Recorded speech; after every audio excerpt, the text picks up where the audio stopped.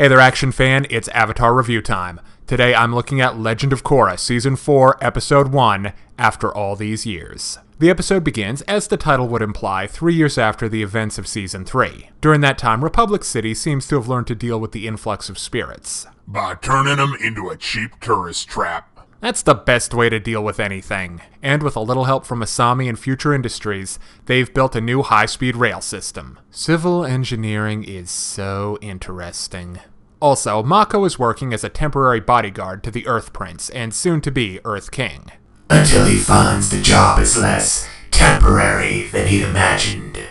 Elsewhere, the shattered provinces of the Earth Kingdom are slowly but surely being united by Kuvira, with a little help from her future hubby, Lin's oldest son, the man with the plan Varric, and Bolin. This not-at-all sinister group arrives in a town under siege by raiders, with only two airbenders, Kai and Opal specifically, to protect it. The governor of the province doesn't take kindly to Kuvira's strong-arming, and he gives her the boot. Until the supplies Kai and Opal were supposed to get are hijacked by frickin' sky pirates, and the Gov has to change his tune. And the episode ends with the arrival of Tonrock in Republic City. Apparently the big guy was under the impression that Korra was already in town, but she's really getting the snot kicked out of her in shady underground rock fights. Oh boy, this was, not what I was hoping for. First off, I guess I get the need to skip 3 years ahead to when stuff is actually happening again, but I kind of feel like Troy McClure in Planet of the Apes. That was Charlton Heston, you Philistine.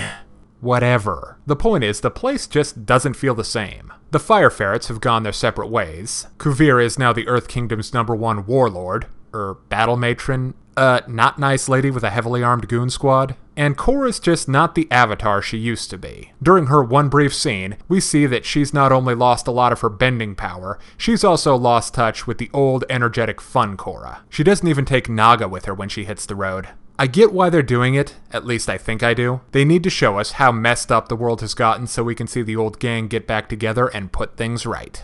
And that, more than anything else, is the point of the episode, setting up a new status quo for our heroes to deal with. One of the best things about the episode were the scenes with Kai and Opal. I like the new take on the airbenders, roving the land, helping people in need. Their glide suits were cool, but I'm not really liking how they seem to have replaced the airbender robes. I get the glide suits for field work and missions and stuff, but for just hanging out on Air Temple Island, it doesn't really seem practical. Opal seems to have a more active role in events, and Kai carries himself with a lot more cool confidence, rather than his poser last season. The new airbenders have a great fight scene, with some Crimson Skies wannabes, and if those guys aren't connected to Kuvira in some way, I'd be really surprised. Speaking of, she's got one heck of an action scene in this episode, bringing the pain with flying metal bands that restrain her enemies. We also get a look at her hardball tactics, and army of faceless stormtroopers, complete with power armor, supplied by Varric, no doubt. Mako gets dumped on in some of the funnier moments of the episode, serving as the lackey to a complete dillhole of a prince. This is where the show's sense of humor is at its best.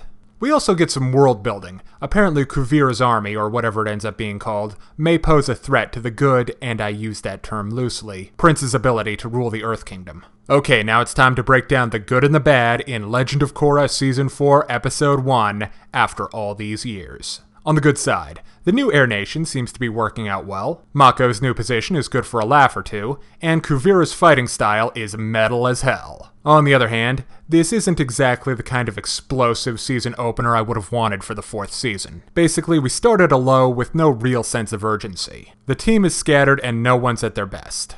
I feel like there just had to be a better way to get us into Season 4. So I give Legend of Korra, After All These Years, a 3 out of 5. If you're interested in more reviews of anime, TV shows, comic books, or video games, check out my channel on YouTube at StupidPrivate913, or find me on Facebook or DeviantArt for video updates and more. Thanks for watching. Hey kids, today's show is brought to you by the letter 4 and the number potato! I'm a stupid private.